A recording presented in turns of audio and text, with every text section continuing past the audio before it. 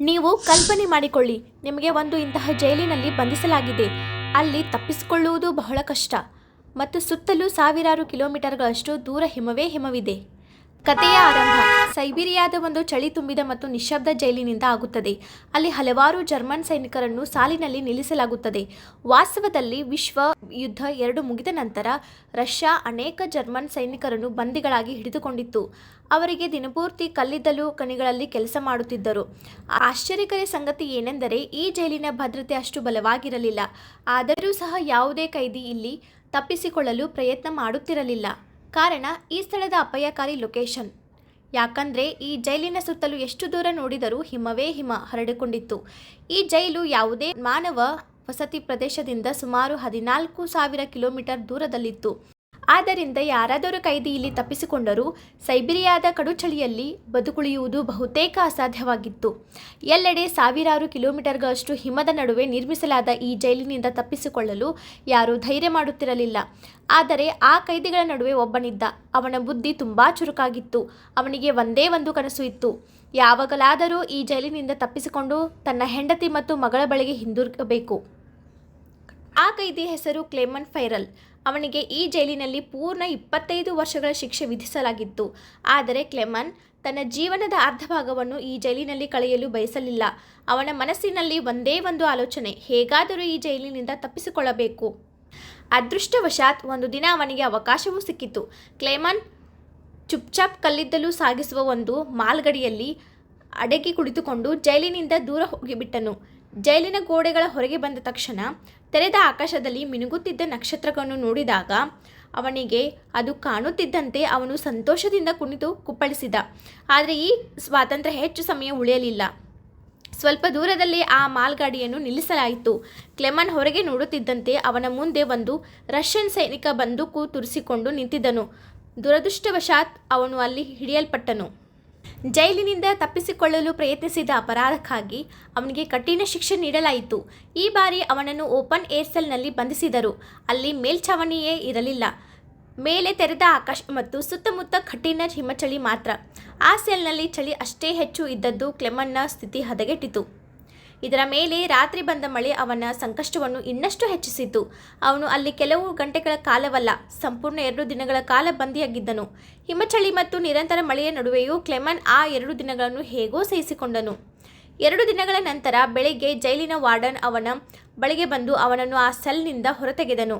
ಆಶ್ಚರ್ಯವೆಂದರೆ warden ಅವನನ್ನು ಸ್ವತಃ ಯಾತನೆಗೊಳಪಡಿಸಲಿಲ್ಲ. ಅವನು ಕೇವಲ ನಿನ್ನ ಜೊತೆಗಾರರು ನಿನ್ನನ್ನು ಕಾಯುತ್ತಿದ್ದಾರೆ ಎಂದು ಹೇಳಿದನು. ಕ್ಲೆಮನ್ಗೆ ಅದೇನೋ ಅರ್ಥವೋ ತಕ್ಷಣ ತಿಳಿಯಲಿಲ್ಲ.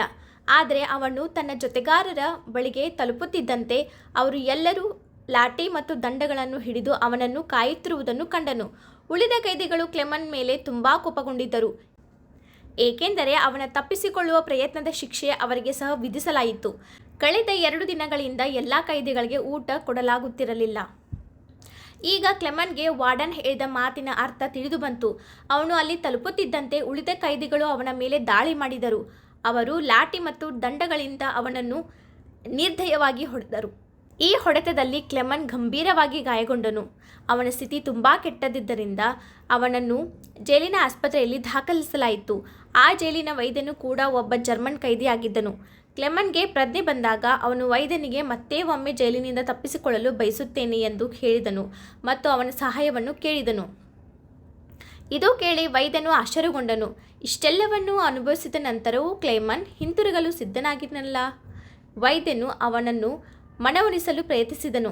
ಈ ಜೈಲಿನಲ್ಲಿ ಜೀವಂತವಾಗಿ ತಪ್ಪಿಸಿಕೊಳ್ಳುವುದು ಬಹುತೇಕ ಅಸಾಧ್ಯ ಮತ್ತು ಹೊರಗೆ ಹೋಗಿದ್ದರೂ ಸೈಬೀರಿಯಾದ ಹಿಮಚಳಿಯಲ್ಲಿ ಬದುಕುವುದು ತುಂಬ ಕಷ್ಟ ಹೇಳಿದನು. ಸ್ವಲ್ಪ ಸಮಯ ಮೌನವಾಗಿದ್ದ ವೈದ್ಯನು ನಂತರ ಹೇಳಿದನು, ನೀನು ಇಲ್ಲಿ ಉಳಿದರೂ ನಿನ್ನ ಮರಣ ಬಹುತೇಕ ಖಚಿತ. ನೀವು ಕೇವಲ ಮಾಡುವ ಕಲ್ಲಿದ್ದಲು ಗಣಿ ಪ್ರದೇಶಗಳಲ್ಲಿ ಗಾಳಿಯಲ್ಲಿ ಕಾರ್ಬನ್ ಪ್ರಮಾಣ ತುಂಬ ಹೆಚ್ಚು. ಅದು ನಿಧಾನವಾಗಿ ದೇಹದಲ್ಲಿ ಸೇರಿ ಕ್ಯಾನ್ಸರ್ ಹೀಗಿನ ಅಪಾಯಕಾರಿ ರೋಗಗಳನ್ನು ಉಂಟುಮಾಡುತ್ತದೆ. ಅಂದರೆ ಇಲ್ಲಿ ಉಳಿಯುವುದು ಅಷ್ಟೇ ಅಪಾಯಕಾರಿ. ಈ ಕಾರಣದಿಂದ ವೈದ್ಯನು ಕ್ಲೆಮನ್ಗೆ ಹೇಳಿದರು, ನೀನು ಇನ್ನೊಮ್ಮೆ ಈ ಜೈಲಿನಿಂದ ತಪ್ಪಿಸಿಕೊಳ್ಳಲು ಪ್ರಯತ್ನಿಸಲೇಬೇಕು. ನಂತರ ವೈದ್ಯನು ತನ್ನ ಅಲೆಮಾರಿಯನ್ನು ತೆರೆಯುತ್ತಾ ತನ್ನ ಎಲ್ಲ ಬಿಸಿ ಬಟ್ಟೆಗಳು, ಬೂಟುಗಳು ಮತ್ತು ಅಗತ್ಯ ವಸ್ತುಗಳನ್ನು ತೆಗೆದು ಕ್ಲೆಮನ್ಗೆ ಕೊಟ್ಟನು. ಈ ಬಾರಿ ಅವನು ಸಂಪೂರ್ಣ ಸಿದ್ಧತೆಯೊಂದಿಗೆ ಹೊರಟಿರಲಿ ಎಂಬುದು ಅವನ ಆಶಯವಾಗಿತ್ತು. ಇದಲ್ಲದೆ ವೈದ್ಯನು ಅವನಿಗೆ ಒಂದು ಪ್ರಮುಖ ಮಾಹಿತಿ ನೀಡಿದನು. ರಷ್ಯನ್ ಸೈನಿಕರು ತಮ್ಮ ಆಹಾರವನ್ನು ರೈಲು ಹಳಿಗಳ ಬಳಿ ಮರೆಮಾಡಿ ಇಡುವರು. ಅಗತ್ಯವಾದಾಗ ಸುಲಭವಾಗಿ ಪಡೆಯಲು ಈ ಮಾಹಿತಿ ಮುಂದಿನ ಪ್ರಯಾಣದಲ್ಲಿ ಕ್ಲೆಮನ್ಗೆ ತುಂಬ ಉಪಯೋಗವಾಗಲಿತ್ತು. ಜೊತೆಗೆ ವೈದ್ಯನು ತನ್ನ ಒಂದು ಬಂದೂಕನ್ನು ಕ್ಲೆಮನ್ಗೆ ಕೊಟ್ಟನು, ಅವಶ್ಯವಾದಾಗ ತನ್ನನ್ನು ರಕ್ಷಿಸಿಕೊಳ್ಳಲು. ವಾಸ್ತವದಲ್ಲಿ ವೈದ್ಯನು ಈ ಎಲ್ಲ ವಸ್ತುಗಳನ್ನು ಮುಂಚೆಯೇ ಸಂಗ್ರಹಿಸಿದ್ದನು, ಏಕೆಂದರೆ ಅವನು ಕೂಡ ಒಮ್ಮೆ ಈ ಜೈಲಿನಿಂದ ತಪ್ಪಿಸಿಕೊಳ್ಳಲು ಬಯಸುತ್ತಿದ್ದನು. ಆದರೆ ಒಂದು ವಾರದ ಹಿಂದೆ ಅವನಿಗೆ ಕ್ಯಾನ್ಸರ್ ಇದೆ ಎಂದು ತಿಳಿದು ಬಂದಿತ್ತು ಮತ್ತು ಅವನಿಗೆ ಬಹುಶಃ 1 ತಿಂಗಳಿಗಿಂತ ಹೆಚ್ಚು ಕಾಲ ಉಳಿದಿಲ್ಲ. ಆದ್ದರಿಂದ ಅವನು ಈ ಅವಕಾಶವನ್ನು ಕ್ಲೆಮನ್ಗೆ ನೀಡಲು ನಿರ್ಧರಿಸಿದನು. ಡಾಕ್ಟರ್ ಕ್ಲೆಮನ್ಗೆ ಒಂದು ಲಂಚ್ ಬಾಕ್ಸ್ ಕೊಟ್ಟು, ನೀನು ಬದುಕಿ ಉಳಿದರೆ ಇದನ್ನು ನನ್ನ ಕುಟುಂಬಕ್ಕೆ ತಲುಪಿಸಿ, ನಾನು ಈಗ ಈ ಲೋಕದಲ್ಲಿ ಇಲ್ಲ ಎಂದು ಹೇಳು ಎಂದು ಹೇಳಿದರು. ಅದೇ ರಾತ್ರಿ ಕತ್ತಲೆಯ ಪ್ರಯೋಜನ ಪಡೆದು ಕ್ಲೆಮನ್ ಮತ್ತೆ ಜೈಲಿನಿಂದ ತಪ್ಪಿಸಿಕೊಂಡನು. ಈ ಬಾರಿ ಅವನು ಮಾಲ್ಗಾಡಿಯನ್ನು ಬಳಸದೆ ಕಾಲ್ನಡಿಗೆಯಲ್ಲೇ ಹೋಗಲು ತೀರ್ಮಾನಿಸಿದನು. ಅವನು ಸಂಪೂರ್ಣ ರಾತ್ರಿ ನಡೆಯುತ್ತಿದ್ದನು ಮತ್ತು ಬೆಳಗ್ಗೆ ಆದರೂ ನಿಲ್ಲಲಿಲ್ಲ, ಏಕೆಂದರೆ ಯಾವ ಕ್ಷಣದಲ್ಲಾದರೂ ರಷ್ಯಾ ಸೈನಿಕರು ಹಿಡಿಯಬಹುದು ಎಂಬ ಭಯ ಅವನನ್ನು ಕಾಡುತ್ತಿತ್ತು. ಬೆಳಿಗ್ಗೆ ವಾರ್ಡನ್ಗೆ ಕ್ಲೆಮನ್ ತಪ್ಪಿಸಿಕೊಂಡಿದ್ದಾನೆ ಎಂಬುದು ತಿಳಿದಾಗ ಅವನು ನೇರವಾಗಿ ಡಾಕ್ಟರ್ರ ಕೊನೆಗೆ ಹೋದನು. ಈ ತಪ್ಪಿಸಿಕೊಳ್ಳುವಿಕೆಯಲ್ಲಿ ಡಾಕ್ಟರ್ರ ಕೈ ಇದೆ ಎಂಬ ಅನುಮಾನ ಅವನಿಗಿತ್ತು. ಆದರೆ ಅವನು ಅಲ್ಲಿ ತಲುಪುವಷ್ಟರಲ್ಲಿ ತುಂಬ ತಡವಾಗಿತ್ತು. ಡಾಕ್ಟರ್ ಈಗಾಗಲೇ ಆತ್ಮಹತ್ಯೆ ಮಾಡಿಕೊಂಡಿದ್ದರು. ಅವರಿಗೆ ಗೊತ್ತಿತ್ತು ಕ್ಲೆಮನ್ ತಪ್ಪಿಸಿಕೊಂಡ ಸುದ್ದಿ ತಿಳಿದ ತಕ್ಷಣ ವಾರ್ಡನ್ ಅವರನ್ನು ಭೀಕರವಾಗಿ ಹಿಂಸಿಸುತ್ತಾನೆ ಎಂದು. ನಂತರ ವಾರ್ಡನ್ ಹಲವಾರು ರಷ್ಯಾ ಸೈನಿಕರನ್ನು ಕ್ಲೆಮನ್ ಹುಡುಕಲು ಕಳಿಸಿದನು. ಅವನು ಸ್ಪಷ್ಟವಾಗಿ ಆದೇಶಿಸಿದನು, ಕ್ಲೆಮನ್ ಅನ್ನು ಜೀವಂತವಾಗಿ ಹಿಡಿದು ತರಬೇಕು ಎಂದು. ಸೈನಿಕರು ಹಲವು ದಿನಗಳವರೆಗೆ ಸುತ್ತಮುತ್ತಲಿನ ಪ್ರದೇಶದಲ್ಲಿ ಹುಡುಕಿದರೂ ಕ್ಲೆಮನ್ ಬಗ್ಗೆ ಯಾವುದೇ ಸುಳಿವು ಸಿಗಲಿಲ್ಲ. ವಾಸ್ತವವಾಗಿ ಕ್ಲೆಮನ್ನ ಅದೃಷ್ಟ ಅವನೊಂದಿಗೆ ಇತ್ತು.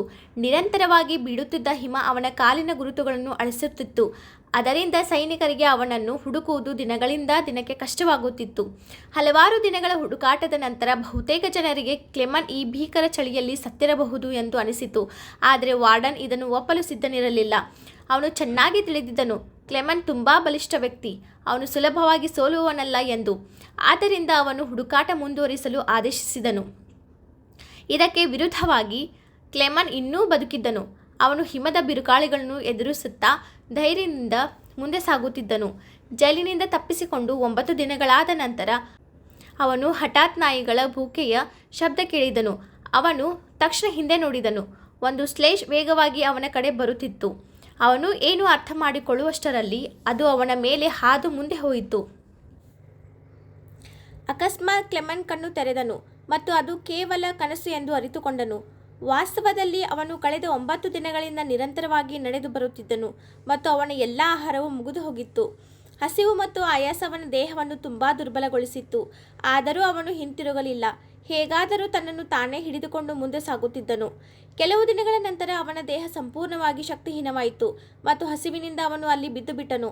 ಕೆಲವೇ ಗಂಟೆಗಳ ನಂತರ ಅವನಿಗೆ ಅರಿವು ಬಂತು. ಅವನು ಸುತ್ತಲೂ ಒಂದು ವಿಚಿತ್ರ ಶಬ್ದ ಕೇಳಿದನು. ಗಮನದಿಂದ ನೋಡಿದಾಗ ಅವನಿಗೆ ಮುಂದೆ ಒಂದು ಸೀಲ್ ಪ್ರಾಣಿ ಕಾಣಿಸಿತು. ಇದನ್ನು ನೋಡಿದ ತಕ್ಷಣ ಅವನ ಕಣ್ಣುಗಳಲ್ಲಿ ಆಶೆ ಮೂಡಿತು. ಅವನು ತನ್ನ ಬಂದೂಕನ್ನು ತೆಗೆದು ಗುರಿ ಹಿಡಿಯಲು ಪ್ರಯತ್ನಿಸಿದನು. ಆದರೆ ದುರ್ಬಲತೆ ಮತ್ತು ಆಯಾಸದಿಂದ ಅವನ ಗುರಿ ತಪ್ಪಿತು ಮತ್ತು ಸೀಲ್ ಓಡಲು ಶುರು ಮಾಡಿತು. ಹಲವು ದಿನಗಳ ನಂತರ ಬದುಕಲು ಒಂದು ಸಣ್ಣ ಆಶೆ ಅವನಿಗೆ ಕಂಡಿತ್ತು. ಅದನ್ನು ಕಳೆದುಕೊಳ್ಳಬಾರದೆಂದು ಅವನು ತಕ್ಷಣ ಸೀಲ್ ಹಿಂದೆ ಓಡಿದನು. ಆದರೆ ಓಡುವಾಗ ಹಿಮ ಒಡೆದು ಅವನು ತಣ್ಣನೆಯ ನೀರಿಗೆ ಬಿದ್ದನು. ಈ ಅಪಘಾತದಲ್ಲಿ ಅವನ ಕಾಲಿಗೆ ಗಾಯವೂ ಆಯಿತು. ಆದರೂ ನೋವನ್ನು ಲೆಕ್ಕಿಸದೆ ಅವನು ಹೊರಗೆ ಬಂದು ಮತ್ತೆ ಸೀಲ್ ಅನ್ನು ಹಿಂಬಾಲಿಸಿದನು. ಮತ್ತೆ ಗುರಿ ಹಿಡಿಯಲು ಸಿದ್ಧನಾಗುತ್ತಿದ್ದ. ಸೀಲ್ ಒಂದು ಕಲ್ಲಿನ ಹಿಂದೆ ಅಡಗಿತ್ತು. ಕ್ಲೆಮನ್ ನಿಧಾನವಾಗಿ ಮುಂದೆ ಹೋಗಿ ಮತ್ತೆ ಅದನ್ನು ಕಂಡನು. ಈ ಬಾರಿ ಅದು ನೀರಿಗೆ ಜಿಗಿಯಲಿದ್ದಾಗ ಕ್ಲೆಮನ್ ತನ್ನ ಕೊನೆಯ ಗುಂಡನ್ನು ಹಾರಿಸಿದನು. ಅದೃಷ್ಟವಶಾತ್ ಆ ಗುಂಡು ಸೀಲ್ಗೆ ತಲುಪಿತು. ಇದನ್ನು ನೋಡಿ ಕ್ಲೆಮನ್ ಸಂತೋಷದಿಂದ ತುಂಬಿದನು, ಏಕೆಂದರೆ ಈಗ ಅವನಿಗೆ ಆಹಾರದ ಚಿಂತೆ ಇರಲಿಲ್ಲ. ಹಲವಾರು ದಿನಗಳ ನಂತರ ಅವನು ಹೊಟ್ಟೆ ತುಂಬ ತಿಂದಿದನು. ಸ್ವಲ್ಪ ವಿಶ್ರಾಂತಿ ಪಡೆದನು. ಮತ್ತೆ ತನ್ನ ದೀರ್ಘ ಪ್ರಯಾಣವನ್ನು ಆರಂಭಿಸಿದನು. ಈ ಸಂಪೂರ್ಣ ಪ್ರಯಾಣದಲ್ಲಿ ಅವನು ಸಂಪೂರ್ಣ ಒಬ್ಬನೇ ಇದ್ದನು. ಅವನ ಸುತ್ತಲೂ ನೋಡಿದರೆ ಎಲ್ಲೆಡೆ ಬಿಳಿ ಹಿಮ ಮಾತ್ರ ಕಾಣಿಸುತ್ತಿತ್ತು. ಇಂತಹ ಪರಿಸ್ಥಿತಿಯಲ್ಲಿ ಮನುಷ್ಯನ ಮಾನಸಿಕ ಸ್ಥಿತಿಯೂ ಕೂಡ ಹದಗೆಡುವ ಸಾಧ್ಯತೆ ಇರುತ್ತದೆ. ಆದ್ದರಿಂದ ಕ್ಲೆಮನ್ ತನ್ನ ಜೊತೆಯಲ್ಲೇ ಮಾತನಾಡುತ್ತಾ ತನ್ನನ್ನು ತಾನೇ ಧೈರ್ಯಪಡಿಸಿಕೊಂಡು ಮುಂದೆ ಸಾಗುತ್ತಿದ್ದನು. ಅವನು ತನ್ನ ಕಂಪಾಸ್ ನೋಡಿ ದಾರಿಯನ್ನು ಪರಿಶೀಲಿಸುತ್ತಿದ್ದನು, ಏಕೆಂದರೆ ಹಿಮದಿಂದ ಆವೃತವಾದ ಈ ಪ್ರದೇಶದಲ್ಲಿ ತಪ್ಪಿ ಹೋಗಬಾರದೆಂದು. ಹೀಗೆ ದಿನಗಳು ಕಳೆಯುತ್ತಾ ಹೋದವು ಮತ್ತು ನೋಡುತ್ತಲೇ 2 ತಿಂಗಳು ಕಳೆದವು. 2 ತಿಂಗಳು ನಿರಂತರವಾಗಿ ನಡೆಯುತ್ತಿದ್ದ ನಂತರ ಕ್ಲೆಮನ್ಗೆ ಆ ಬಿಳಿ ಮೈದಾನದ ಮಧ್ಯದಲ್ಲಿ ಒಂದು ಚಿಕ್ಕ ಮರ ಕಾಣಿಸಿತು. ಆ ದೃಶ್ಯವನ್ನು ಕಂಡು ಅವನು ಸಂತೋಷದಿಂದ ತುಂಬಿಬಿಟ್ಟನು. ಓಡಿಕೊಂಡು ಹೋಗಿ ಆ ಮರವನ್ನು ಅಪ್ಪಿಕೊಂಡನು. ಆ ಮರವು ಒಂದು ಸಂಕೇತವಾಗಿತ್ತು. ಅವನು ಆ ಅಂತ್ಯವಿಲ್ಲದ ಹಿಮದ ಮೈದಾನವನ್ನು ದಾಟಿ ಈಗ ಕಾಡಿನ ಭಾಗಕ್ಕೆ ಪ್ರವೇಶಿಸುತ್ತಿದ್ದಾನೆಂದು. ಸ್ವಲ್ಪ ಮುಂದೆ ಹೋದ ನಂತರ ಅವನು ಊಹಿಸದಂತೆಯೇ ಹಿಮದ ಪ್ರದೇಶ ಮುಗಿದು ದಟ್ಟವಾದ ಕಾಡು ಆರಂಭವಾಯಿತು. ಹಲವು ದಿನಗಳ ನಂತರ ಹಿಮದಿಂದ ಹೊರಬಂದಿದ್ದರಿಂದ ಅವನು ತುಂಬ ಖುಷಿಯಾಗಿದ್ದನು. ಕಾಡಿನಲ್ಲಿ ಮರದ ಕೊಂಬೆಗಳನ್ನು ಸಂಗ್ರಹಿಸಿ ಬೆಂಕಿ ಹಚ್ಚಿ ಹಲವಾರು ತಿಂಗಳ ಬಳಿಕ ಮೊದಲ ಬಾರಿ ಶಾಂತಿಯಿಂದ ನಿದ್ರೆ ಮಾಡಿದನು. ಇನ್ನೊಂದು ಕಡೆ ಜೈಲಿನ ವಾರ್ಡನ್ ಇನ್ನೂ ಕ್ಲೆಮನ್ನನ್ನು ಹುಡುಕುತ್ತಿದ್ದನು. ಅವನು ತನ್ನ ಹುಡುಕಾಟ ತಂಡಕ್ಕೆ 500 ಕಿಲೋಮೀಟರ್ ವ್ಯಾಪ್ತಿಯಲ್ಲಿ ಎಲ್ಲೆಡೆ ಹುಡುಕುವಂತೆ ಆದೇಶಿಸಿದನು. ಕಾಡಿನಲ್ಲಿ ಮುಂದುವರಿಯುತ್ತಿದ್ದ ಕ್ಲೆಮನ್ ಮೇಲೆ ಆಕಸ್ಮಿಕವಾಗಿ ಭಯಾನಕ ಹಿಮಪಾತದ ಬಿರುಗಾಳಿ ಬಂತು. ಗಾಳಿ ಎಷ್ಟು ಬಲವಾಗಿತ್ತೆಂದರೆ ದೊಡ್ಡ ದೊಡ್ಡ ಮರಗಳೇ ಬೇರು ಸಮೇತ ಉರುಳಿ ಬಿದ್ದವು. ಅವನು ಮುಂದೆ ಸಾಗಲು ಪ್ರಯತ್ನಿಸುತ್ತಿದ್ದಾಗ ಒಂದು ದೊಡ್ಡ ಮರ ಅವನ ಮೇಲೆ ಬಿದ್ದಿತು. ಅದೃಷ್ಟವಶಾತ್ ಆ ಸಂಜೆ 2 ವ್ಯಕ್ತಿಗಳು ಅಲ್ಲಿ ಹಾದು ಹೋಗುತ್ತಿದ್ದರು. ಅವರು ಚಿನ್ನದ ಹುಡುಕಾಟದಲ್ಲಿ ಇದ್ದರು. ಅವರು ಕ್ಲೆಮನ್ನನ್ನು ಕಂಡು ಸಮಯಕ್ಕೆ ಸರಿಯಾಗಿ ಅವನನ್ನು ರಕ್ಷಿಸಿದರು. ನಂತರ 3 ಸೇರಿ ಮುಂದೆ ಪ್ರಯಾಣ ಮುಂದುವರಿಸಿದರು. ಹಲವಾರು ದಿನಗಳ ಪ್ರಯಾಣದ ನಂತರ ಅವರು ಹಿಮದ ಪ್ರದೇಶದಿಂದ ಹೊರಬಂದರು. ಮುಂದೆ ಅವರಿಗೆ ಒಂದು ನದಿ ಎದುರಾಯಿತು. ಅದನ್ನು ದಾಟಲು ಅವರು ಮರದಿಂದ ಒಂದು ಚಿಕ್ಕ ದೋಣಿ ಮಾಡಿದರು. ನದಿ ದಾಟುವಾಗ ಅವರು ತಮ್ಮ ಬಾಲ್ಯದ ಕಥೆಗಳನ್ನು ಹಂಚಿಕೊಳ್ಳುತ್ತಿದ್ದರು. ಆದರೆ ಅಕಸ್ಮಾತ್ ನದಿಯ ಹರಿವು ಹೆಚ್ಚಾಯಿತು. ದೋಣಿ ನಿಯಂತ್ರಣ ತಪ್ಪಿತು. ಒಬ್ಬ ಸ್ನೇಹಿತನು ಸಮತೋಲನ ಕಳೆದುಕೊಂಡು ನೀರಿಗೆ ಬಿದ್ದನು. ಅವನಿಗೆ ಈಜಲು ಬರದಿದ್ದರಿಂದ ಅವನು ಮುಳುಗತೊಡಗಿದನು. ಇದನ್ನು ಕಂಡ ಕ್ಲೆಮನ್ ಕೂಡಲೇ ನೀರಿಗೆ ಹಾರಿ ಅವನನ್ನು ರಕ್ಷಿಸಲು ಪ್ರಯತ್ನಿಸಿದನು ಮತ್ತು ಕೊನೆಗೆ ಅವನನ್ನು ದಡಕ್ಕೆ ತಲುಪಿಸಿದನು. ಆದರೆ 3ನೇ ವ್ಯಕ್ತಿ ಇಬ್ಬರನ್ನೂ ಬಿಟ್ಟು ಹೋಗಿ ಅವರ ಚಿನ್ನವನ್ನು ಕೊಂಡು ಓಡಿ ಹೋದನು. ನಂತರ ಇಬ್ಬರು ಟೆಂಟ್ಗೆ ತಲುಪಿದಾಗ ಈ ದ್ರೋಹವನ್ನು ಕಂಡು ಕೋಪಗೊಂಡ ಆ ವ್ಯಕ್ತಿ ತನ್ನ ಸ್ನೇಹಿತನನ್ನು ಗುಂಡಿಕ್ಕಿ ಕೊಂದನು. ಆ ನಂತರ ಇಬ್ಬರು ಮತ್ತೆ ಪ್ರಯಾಣ ಮುಂದುವರಿಸಿದರು. ಹಲವು ತಿಂಗಳುಗಳು ಕಳೆದವು. ಮತ್ತೆ ಚಳಿ ಆರಂಭವಾಯಿತು. ಕಾಡು ಮತ್ತೆ ಹಿಮದಿಂದ ಮುಚ್ಚಿಕೊಂಡಿತು.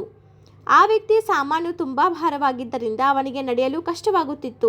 ಕ್ಲೆಮನ್ ಸಹಾಯ ಮಾಡಲು ಪ್ರಯತ್ನಿಸಿದರೂ ಅವನು ಶಂಕಿಸಿ ಕ್ಲೆಮನ್ ಮೇಲೆ ದಾಳಿ ಮಾಡಿದನು. ಕ್ಲೆಮನ್ ಬಿದ್ದು ಅಚೇತನಾದನು.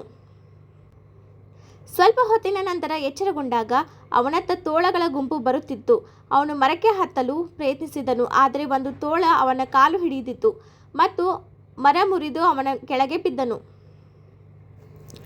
ಅವನಿಗೆ ತನ್ನ ಅಂತ್ಯ ಸಮೀಪಿಸಿದೆ ಎಂದು ಅನಿಸಿದಾಗ ಅಕಸ್ಮಾತ್ ಗುಂಡಿನ ಶಬ್ದ ಕೇಳಿಸಿತು. ಕೆಲವು ತೋಳುಗಳು ಸತ್ತಿದ್ದವು, ಉಳಿದವು ಓಡಿ ಹೋದವು. ಕೆಲವು ಬೇಟೆಗಾರರು ಅವನನ್ನು ರಕ್ಷಿಸಿ ಅವರು ಕ್ಲೆಮನ್ ಅನ್ನು ತಮ್ಮ ಹಳ್ಳಿಗೆ ಕರೆದುಕೊಂಡು ಹೋಗಿ ಚಿಕಿತ್ಸೆ ನೀಡಿದರು. ವರ್ಷಗಳ ಸಂಕಷ್ಟದ ನಂತರ ಅವನು ಮಾನವ ಸಮಾಜವನ್ನು ಕಂಡನು. ಒಂದು ದಿನ ಹಳ್ಳಿಗೆ ಒಂದು ಪತ್ರ ಬಂದಿತ್ತು. ಅದು ಜೈಲಿನ ವಾರ್ಡನ್ನಿಂದ. ಅದರಲ್ಲಿ ಓಡಿ ಹೋದ ಜರ್ಮನ್ ಸೈನಿಕರಿಗೆ ಆಶ್ರಯ ನೀಡಿದರೆ ಶಿಕ್ಷೆ ನೀಡಲಾಗುವುದು ಎಂದು ಬರೆದಿತ್ತು.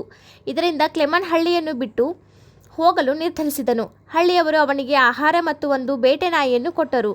ಇನ್ನೂ ಅವನು ಒಬ್ಬನೇ ಇರಲಿಲ್ಲ. ಆ ನಾಯಿ ಅವನ ಸ್ನೇಹಿತನಾಯಿತು. ಮುಂದೆ ಒಂದು ಫ್ಯಾಕ್ಟರಿ ಕಂಡು ಬಂತು. ಅಲ್ಲಿ ಕೆಲಸಗಾರರು ಅವನ ಕತೆ ಕೇಳಿ ಸಹಾಯ ಮಾಡಿದರು ಮತ್ತು ಜರ್ಮನಿಗೆ ಹೋಗುವ ರೈಲಿನಲ್ಲಿ ಕೂರಿಸಿದರು. ಆದರೆ ಫ್ಯಾಕ್ಟರಿ ಮಾಲೀಕನು ವಾರ್ಡನ್ಗೆ ಮಾಹಿತಿ ನೀಡಿದನು. ಸ್ಟೇಷನ್ಗೆ ತಲುಪುವ ಮುನ್ನವೇ ಕ್ಲೆಮನ್ ಸೈನಿಕರನ್ನು ಕಂಡು ಓಡಿ ಹೋದನು. ಅವನ ನಾಯಿ ವಾರ್ಡನ್ ಮೇಲೆ ದಾಳಿ ಮಾಡಿತು, ಆದರೆ ಗುಂಡಿನಿಂದ ಸಾವನ್ನಪ್ಪಿತು. ದುಃಖದಲ್ಲಿದ್ದರೂ ಕ್ಲೆಮನ್ ಮುಂದೆ ಸಾಗಿದನು. ಕೊನೆಗೆ 1922ರಲ್ಲಿ 7 ವರ್ಷದ ನಂತರ ಅವನು ಸೆಂಟ್ರಲ್ ಏಷ್ಯಾದಲ್ಲಿ ಒಂದು ಜಾತ್ರೆಗೆ ತಲುಪಿದನು. ಅಲ್ಲಿ ಒಬ್ಬ ಹುಡುಗಿ ಅವನಿಗೆ ಪ್ಯಾನ್ಕೇಕ್ ಕೊಟ್ಟಳು. ಒಬ್ಬ ಶ್ರೀಮಂತ ವ್ಯಕ್ತಿ ಇದನ್ನು ನೋಡಿ ಅವನಿಗೆ ಸಹಾಯ ಮಾಡಿದನು. ಅವನಿಗೆ ಪಾಸ್ಪೋರ್ಟ್ ನೀಡಿ ಜರ್ಮನಿಗೆ ಹೋಗಲು ಸಹಾಯ ಮಾಡಿದನು. ಕೊನೆಗೆ ಅವನು ಗಡಿ ತಲುಪಿದನು. ಸೈನಿಕನು ಅವನನ್ನು ಬಿಡುವ ಮೂಲಕ ಅವನು ಜರ್ಮನಿಗೆ ಪ್ರವೇಶಿಸಿದನು. ಆದರೆ ಸೇತುವೆ ಮಧ್ಯದಲ್ಲಿ ವಾರ್ಡನ್ ಮತ್ತೆ ಎದುರಾದನು. ಆದರೆ ಈ ಬಾರಿ ಅವನು ಕ್ಲೆಮನ್ನನ್ನು ಬಿಡುವ ನಿರ್ಧಾರ ಮಾಡಿದನು. ಅವನು ಹೇಳಿದನು, ಇದು ನಮ್ಮಿಬ್ಬರ ನಡುವಿನ ಯುದ್ಧವಾಗಿತ್ತು ಮತ್ತು ನೀನು ಗೆದ್ದೆ. ಕೊನೆಗೆ ಕ್ಲೆಮನ್ ತನ್ನ ಮನೆ ತಲುಪಿದನು. ತನ್ನ ಹೆಂಡತಿ ಮತ್ತು ಮಗಳನ್ನು ನೋಡಿ ಅವನು ಭಾವನಾತ್ಮಕನಾದನು. ಮಗಳು ಅವನನ್ನು ಗುರುತಿಸಿ ಓಡಿಬಂದು ಅಪ್ಪಿಕೊಂಡಳು. ಇಂತೆ ವರ್ಷಗಳ ಹೋರಾಟದ ನಂತರ ಕ್ಲೆಮೆಂಟ್ ತನ್ನ ಕುಟುಂಬದೊಂದಿಗೆ ಮರುಭೇಟಿಯಾದನು. ಈ ಸತ್ಯ ಘಟನೆಯ ಆಧಾರದ ಮೇಲೆ ನಿರ್ಮಿತವಾದ ಕತೆ ಇಲ್ಲಿ ಮುಗಿಯುತ್ತದೆ.